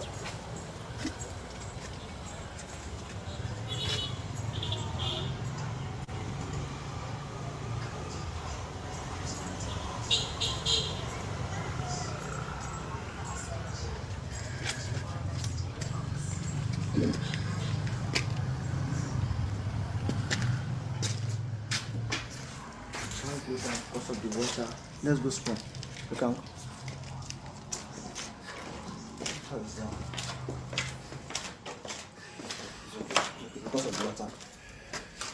okay, so if you just hold it, sir. Okay, so these are the dungeons, and anybody that knows anything about dungeons, dungeons are called dungeons because the definition of dungeon is beneath or below. Dungeons are always found underground. So we was kept underground where the air was very thin. Okay, so we wasn't oxygenated. It wasn't like the prison system today where you get an hour exercise every day. We went into these dungeons. We was fed minimal nutrition. We was fed just enough hydration so we didn't dehydrate, and we was kept there in the dark, day in, day out. We were dungeonized. We were destroyed physically. This is where the mental and spiritual destruction began, in these dungeons, because we were still, not that we was in high spirits or we was happy when we were caught in fishing nets and was tracked over the land to Badagry. But by the time we got to Badagry, some of us had caught fever, but the ones amongst us that had stayed healthy were still pretty strong and rebellious and kicking and screaming. And that's why we was taken to chambers, judging chambers, to be adjudicated and hung and beheaded. Yeah. So you can imagine a lot of us were still physically strong and still had that spirit, that fighting spirit in us when we got to Badagry. But if that trip to Badagry in that little cabin, that little carriage, that little wooden carriage, yeah, that didn't destroy us, the dungeons were the beginning of the destruction, the spiritual destruction, because this was hard. This was hard. And you can see how we was kept. Look at the mask of iron over our faces. Look at the chains and shackles. Let's run the video and see how we was living in these dungeons. And listen to the tour guide. This is the slave dungeons. Yes. We are on stone slave or kept here another market. This is where they had my grandfather. Look at this. Before this, was very deep, more than 50 to 20 feet. No staircase here before. They just take only ladder, put them, a ladder, take them out in the market day. No maximum, any state that cannot post at the dungeon. And we know that Mashiach Yahushua is coming back for these demons.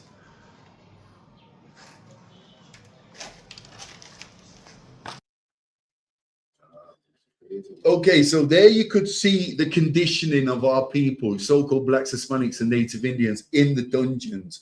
We couldn't even stand.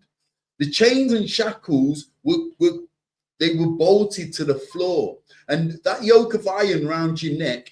If we had a metal in the actual auction, I spoke about the metal bar above our heads that held us in place so we couldn't run out of the auction and around the quarters or out of the quarters. Well, there was actually bolted, that yoke of iron around our neck was actually bolted to the floor. It was bolted to the floor. So if a slave tried to stand up, he couldn't. He could stand up to a point where he was bending. So we was not getting physical use of our legs in these dungeons. We was actually sat down or kneeled down all the time. And imagine the ones amongst us in the early days that still knew they were Hebrew Israelites and were praying. And we're taught to pray on our feet, not on our knees and on our butts. We're taught to pray on our feet and face the east, face the holy city, Jerusalem. That's how we pray. But imagine if you couldn't stand up and you was used to praying 3 times a day. Can you imagine? My, any questions? So the yoke iron, massive, yeah? I heard that was supposed to get tangled up in trees and that, which I ran away. Well, I didn't do any tour of the land and the journey with the yoke of iron. All I saw was Badagry, the slave auction, the slave museum, the dungeons, the slave port, and the ancient slave ships, the monuments. The yoke iron was long, like forks and stuff, like, you know, spokes. So if you try to make a runner for it, it's just inconvenient. They caught in trees. You can't really jump. Yes. Oh, the spikes that came up. Yes. There was 3 foot. There was 2 foot spikes like horns coming out of the yokes of iron. So, but that would have been in a bush when we initially was captured in fishing nets and other devices before they was loading us onto these tiny little sheep and goat carriages for transportation to Badagry. There is another slave port in Nigeria. I forget the name of it, but it's not as big as Badagry. And there was never the same number of slaves transported that was in Badagry. Badagry, there was 24% of our people transported through the transatlantic slave trade. And like I said before, that's just a staggering number to think that almost a quarter of the so-called Blacks, Hispanics, and Native Indians were stolen in Nigeria and transported through Badagry. Do you know what it tells us? It tells us that the most money from slavery was made in Badagry. Do you know that? I don't know. The most money, shekels, or whatever the Nigerian money was 500 years ago, or whatever they traded with, their gold, their silver coins, the most money was made in Badagry. Badagry is a rich port because of slavery. Because of slavery, yeah. Can't. One more rundown on the shores, is that right? Can't. Get me Leviticus 26 and 38. Then because the slaves don't know where they are going to. It's just wherever the okay, rewind that, please, sir. So you're welcome to this. Okay, so this is the infamous slave port, named the point of no return. This is where we was taken from the slave auction, transported in these tiny carriages to the ports, to the ships, where we was branded and then loaded as cargo in chains and shackles. And let's watch and see what the tour guide has got to say about the point of no return. This is the most infamous part of Badagry, the point of no return. Point of no return, also known as the route to unknown destination. Then because the slaves don't know where they are going to. It's just wherever the white man take them to. So then we have just these 2 arcs there. We call it the arc of departure. So they now march the slave down through the middle of this arc to the Atlantic Ocean. Then they pour from the Atlantic Ocean, they fetch from it, pour on them to make them a little bit clean. And now you see the... Okay, so just look at that. Just look at that point of no return. Just look at that building, which is where the slaves were transported, taken up these steps, and they were washed with hoses because they deemed us unclean. But look how they was keeping us in the dungeons. Look how they wasn't giving us any daylight. Look how they was keeping us. That's mad. Like, you know when you're standing in the car, you get the buyer coming on Tuesday, so you get a quick wash, quick valid Monday. There's this washing now, man, for the slave. For the slave master, yeah, man, make sure look good. Cause ain't no buyer washing man, you know, buyer man with feces and stinking. That's terrible, man. We like just like objects to them, man. That's crazy, man. And we was marched up these steps, taken onto this. Yeah, that's exactly what it is. And I stood in the square corner where the slaves were hosed down and washed, just with bare water, no flannels, nothing to cause friction. And like we talked about hygiene, lose that top layer of dead skin cells. If you want to carry on playing it, otherwise. White man's ship is not getting to this point. It takes a deeper water for the ship to anchor, so to be further from the shoreline. So they have to make use of a smaller boat to make the big ship at the middle of the sea. So from there to Brazil, Jamaica, Portugal, Barbados, and different places like that. And most times they even overload the ship. Maybe the ship is to take 600 slaves, they make it 1,000 or even more. When they now get to the IC and they say the ship is no longer stable, for it not to capsize, they throw some of the slaves inside the Atlantic Ocean. Or if they see some of them are sick, for them not to easily infect others, they throw them inside the ocean. So many of all the slaves.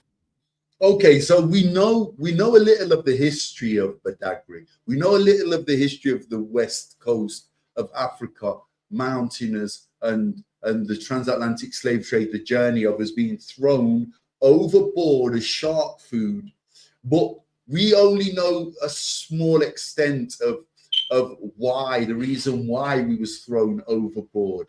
For example, we've only been taught we was thrown overboard because we was disease riddled, and to save the rest of the cargo and the rest of the ship, the workers, the merchants, the hierarchy, and the rest of the slaves, we was thrown overboard humanely to stop the spread of disease. What a load of cock and bull. They were so greedy, according to this tourist guide, they were so greedy, the slave merchants and the African hierarchy that was selling us, they overloaded the ships. So ships that was designed for 100 slaves, they was loading with 300 slaves. And then as they set out, they got 2, 3, 10 miles out to sea. They got to a point of no return. That's why this landmark is called the point of no return, because once the ships, because if the ships sailed 200, 300, 500 yards out and they realized they'd over capacitated the cargo, the slaves, too many slaves, they could have turned round and come back and offloaded the slaves and saved money. But there was a point of no return. I'm not sure whether it was 10 miles, 5 miles, but they got to a point where they didn't have enough fuel for the journey. Okay, it might have been 50 miles, it might have been 30 miles. They got to a point where they'd have had to pay for more fuel if they'd have come and redocked at Badagry. So to save money, it would have been cheaper than re-upping, reloading with fuel. It would have been cheaper to get rid of the slaves and throw them overboard. So not over disease-riddled slaves were thrown overboard as shark food. Healthy women, children, and men were thrown overboard because they knew that when they landed or docked in the Americas, they could use their insurance cover to get paid back by the insurers for the slaves that they'd murdered. And that's all it was about. It wasn't about health and safety like they make out today. It was all based on money and finance. That's every part of the slave trade. There's no good part of the slave trade, so we can't call it the good, the bad, and the ugly. It's just the bad and the ugly. That's right. That's all the slave trade was. So when they teach us at school a small portion of history of the slave trade, and they say, oh, well, the slave merchants were wicked, but they did have a heart because they stopped the rest of the slaves catching the diseases that some of the slaves, and all these slaves that were thrown overboard were dead anyway, but they was riddled with worms, they was riddled with malaria, they was riddled with yellow fever, all kinds of diseases and skin diseases. But that's not true, and that's a damn lie. They overlooked, they was greedy, and not just the slave merchants, the hierarchy of Nigeria. They was greedy, they oversold slaves, they overcapacitated the ships, and they got to a certain point of no return where they realized the ship's going to capsize. The tour guide just told us this ship is going to capsize if we don't lose some weight. So what weight did they lose? They had they had livestock on board as well, animals, dogs, sheep, lambs that they was transported also. They chose to throw overboard as so-called blacks, Hispanics, and native Indians. Guess what? Their sheep, their lambs, their chickens, they weren't insured. But guess who was insured for the journey? The Negro slaves, the blacks, Hispanics, and Native American, Native Indian slaves. They were insured. We were insured. So they would not lose no money if they got rid of their cargo, which were the slaves. They would not lose no money if they threw blacks, Hispanics, and Native Indians overboard as shark food. And that is the real reason why we was thrown overboard, not necessarily because we was disease infested. Is there any more, sir? I really killed it today, man. It's a lucky. That left the shore of East Africa, got to their final destinations. And then there used to be like small barracoons at the shoreline. So let's say the ship gets filled up. Instead of them taking the slave all the way to the bar, they just store them the next ship arrive. So you're welcome here. Yes.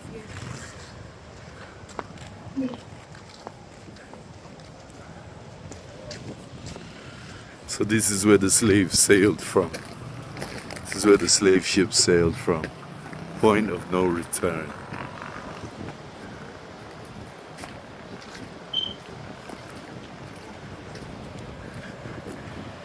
History in the make. Looks like an NEC car park. Looks like the NEC car park in Birmingham. Slovakia. Okay.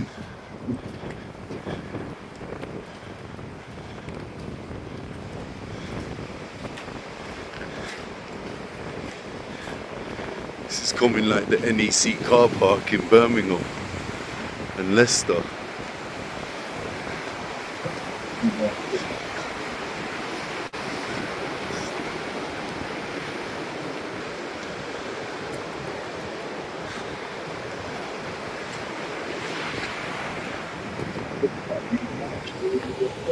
So we displayed before goes down.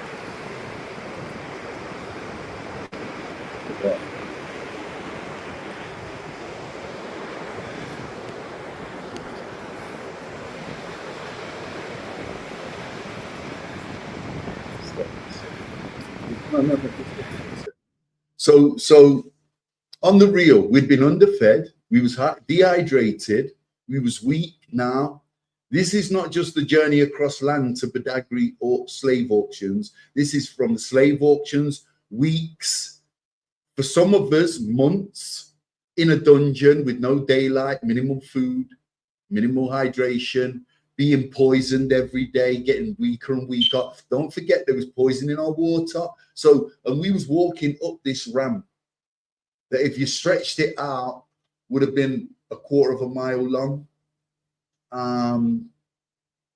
Talking about 300, 400, 500 yards long. We're walking up this ramp, marched with a chain shackle, heavy metals all over our bodies. We're already weak. We're already docile. We've already been spiked and poisoned. We're not moving very well. We're moving gingerly. And they make us walk another quarter of a mile up this ramp to get hosed down, to get showered and watered down, instead of giving us a goddamn shower and making us clean ourselves. If they really wanted clean merchandise, because that's what we were. That's what we were. Let's call a spade a spade. We was merchandise to these Hamites and these Edomites. That's all we were. We was nothing more. We was a threat, yes, and they feared us, but we was money. We was ching-ching to them. Is there any more on that? I think we're gonna see where we was hosed down at the top.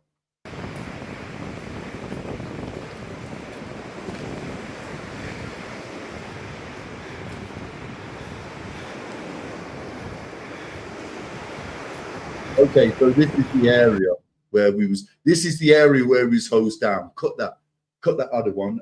Let's go to Leviticus 26 and 38. So this is the area where they marched us up to get hosed down, then marched us all the way back down after a 10-15 minute hosing.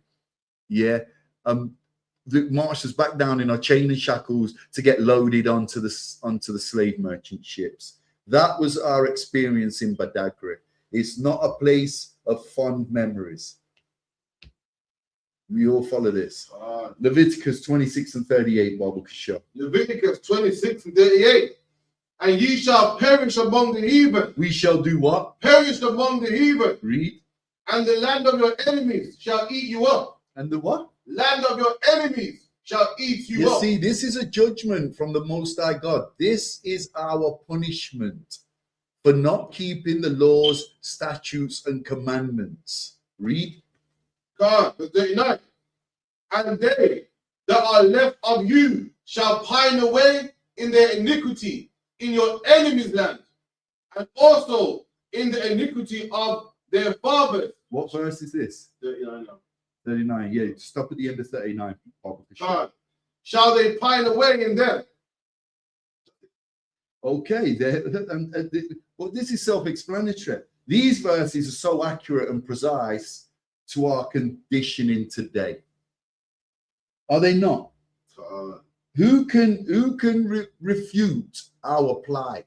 This is so accurate to how we are living today. They virtually had me in tears when I read these verses. And you're in Badagry and you're reading this precept. You can see everything so clearly. Next question: when you was there, yeah, did you see it as, oh, it's no museum, or did you feel it like, oh shit, this happened? Like it exactly, yeah. It was. I was going through the motions.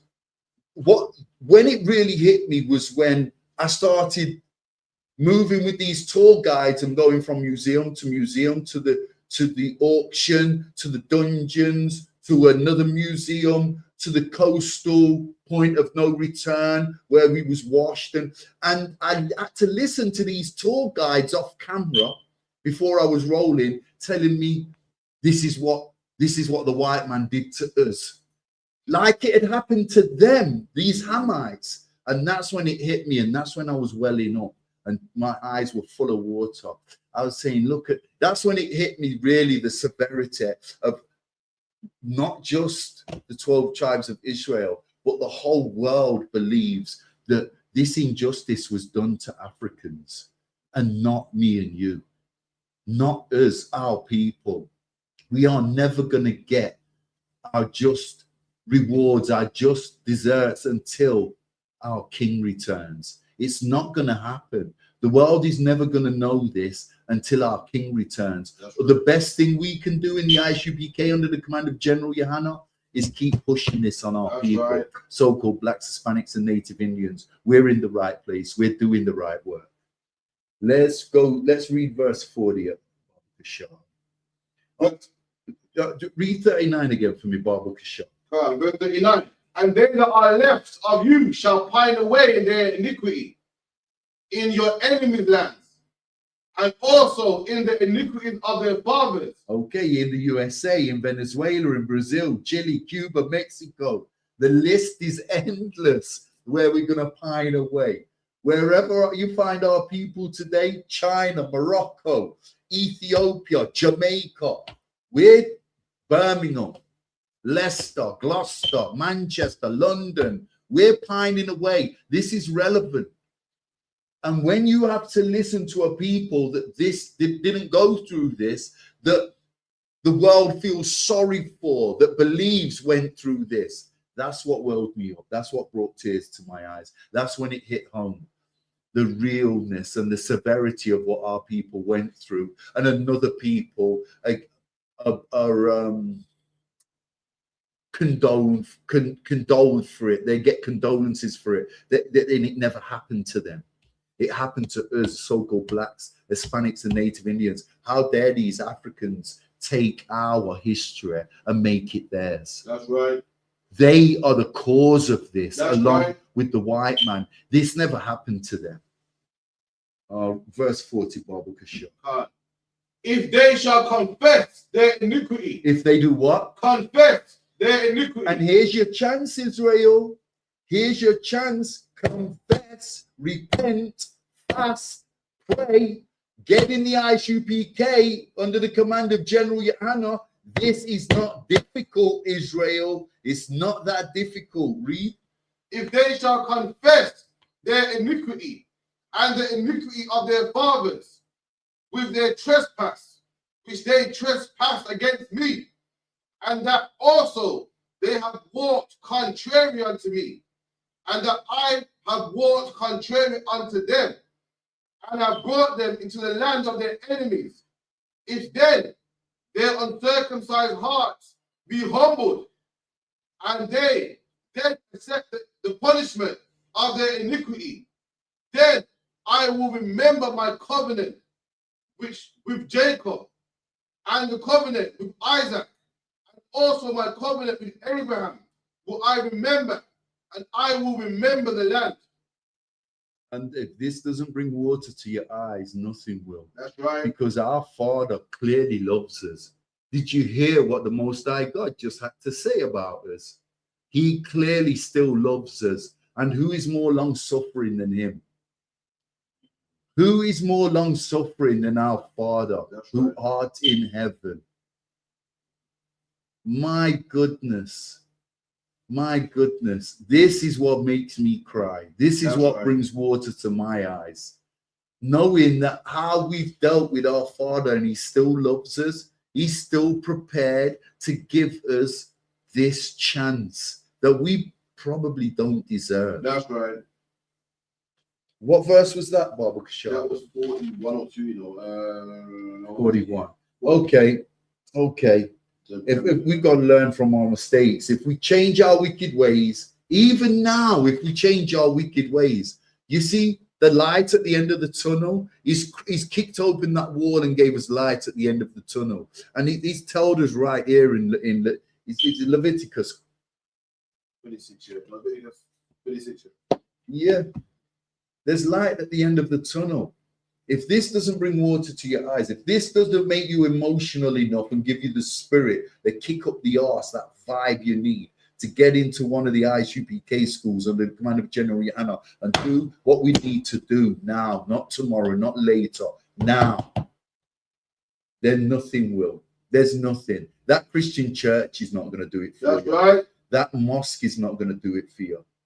Your Rastafarian elders is not going to do it for you. That's right. Revelation 22 1, Baba Kasha. No, Revelation 22 and 12, Baba Kasha.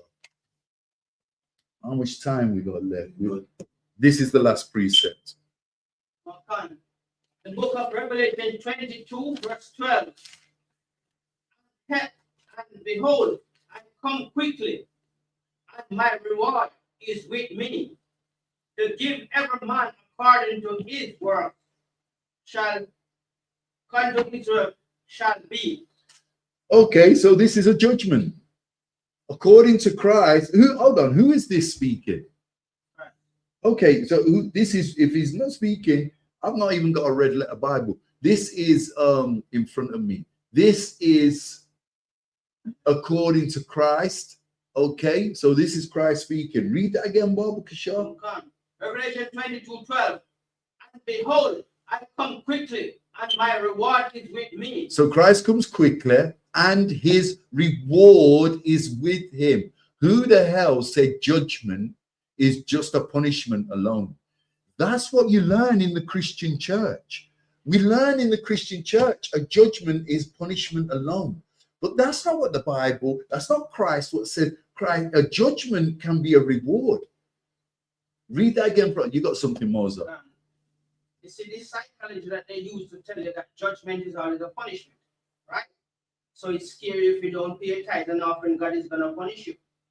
And all of these things they try to use as psychology to play an emotion. So now, when they come into the ISUPK, you get to realize that it's not hard punishment. There you There's go. Reward. They give that a clap. Damn right. You got some more? Yo, read that from the top to the bottom. Revelation 22:12. Sure. And behold, I come quickly, and my reward is with me, to give every man according to his works shall be. Okay, and when Christ says he comes quickly, do we know what this means to break this down? What does Christ mean when he says when he comes quickly? Like suddenly. When Christ returns, the Bible tells us he's going to come like a thief in the night. You're going to go to bed one evening, you've just laid with your woman, you feel top of the morn, you feel like God's gift, you've excuse the French, cracked a nut, you're happy as hell, your children are happy as Larry, there's not a weight on your shoulder, and then in the middle of the night, that sky's going to crack open and it's over. And guess where you've been for the last 35 years? In that goddamn Christian church, making a fool of yourself. And guess what? When he comes quickly, your judgment is not going to be a reward. It's going to be according to your works. That's what Christ says here. Read that again, Baba Kasha.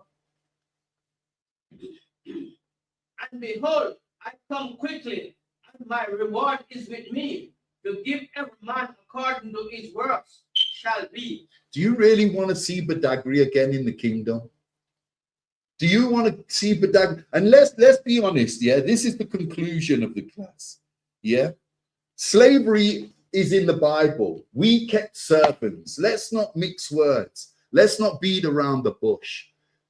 Hebrew Israelites kept servants in the Bible. But you see the slavery, the captivity, the bondage that we went through, the punishments that was afflicted on us by our Father, was never ordained by our Father to be as deep as it got. Remember, we had slaves, we had servants, but guess how we dealt with our servants? Guess how we dealt with our slaves? We was righteous. That's right. Our servants got to go home to their families at night. They got their own houses at the side of our houses, their own quarters, and they lived. They were never chained and shackled. We never had servants that we put in dungeons. We never had servants that we sold at slave auctions. If the rest of the world had followed our lead and kept slaves and servants how we kept them, they would have been righteous. We never raped, we never mutilated, we never chopped off arms, feet, we never hung our slaves, we never whipped out their backs. We dealt with our slaves like we deal with our families and children. Yes, they worked for us, but they had a reward just like the priests and the prophets of the ISUPK are going to get a reward from Christ. Not the same reward. Then they've got the kingdom of heaven like we're going to get. But they was never treated like how we was treated by the goddamn Hamites and the goddamn oppressor, the so-called white man. Okay, that's the difference. That's the difference. And judgment, for those of you that are Christians out there and you believe that judgment is a punishment, well, Christ tells you in Revelation 22:12 that every man's going to receive their judgment according to their works. Read that last part again and we're done.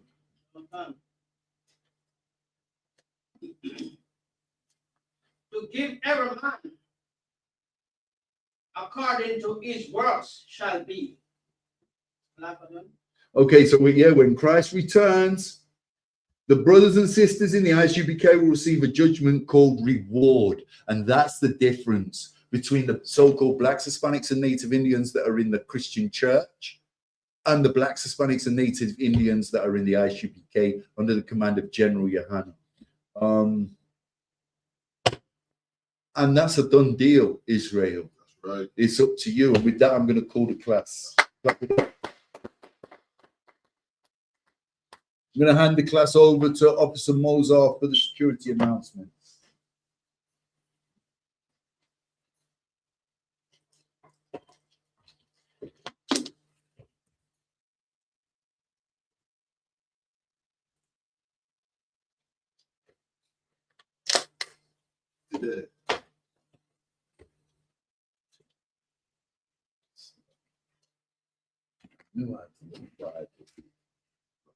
No, I had the wrong Bible. Mine? You mean? I wanted the red writing. Oh, go on, sir. ISUPK, this is the ISUPK security announcement. We are the ISUPK, started out of 125th Street, Harlem, New York. Rules for new brothers and sisters. When a new brother or sister comes into the school, they are off limits. For the first 6 months, they are to be saluted only. They are here to shed themselves off the world. If they need transportation, the teacher will arrange it. After six months, if a brother or sister has interest in a particular person, he or she must get permission from the head to speak to a brother or sister. There is another 6 months in which the brother and sister will court each other. After this 6 month period, the brother and sister will get permission from the head to marry. Tithes, which is a commandment. Numbers 18 verse 21, Malachi 3 verse 8 to 10, means tithes in the Hebrew, Mahashara, 10% of every penny of any increase the Lord gives you. Give to the Treasury Department or teacher. Priest fund, free will offering for priests, not mandatory. Whatsoever amount you would like. Upcoming holy convocation. Yeah, Purim. Purim. Slakia. Remind Achium and Achewat. Sorry. Announced from the convocation, from the sheet. Remind Achium and Achewat to check the bulletin board in the hallway. If anyone wants to be a trooper in the school, start wearing all black, boots, shirt, pants, headscarf, headband, and scarf. Sorry. Hi, Madam. Madam Shabbat. Let me give teacher one courtesy salute. Give the teacher one courtesy salute. Madam. Shabbat. And Madam. Barak. How about Shemi al Shabbat? How about Shemi al Shabbat? With that,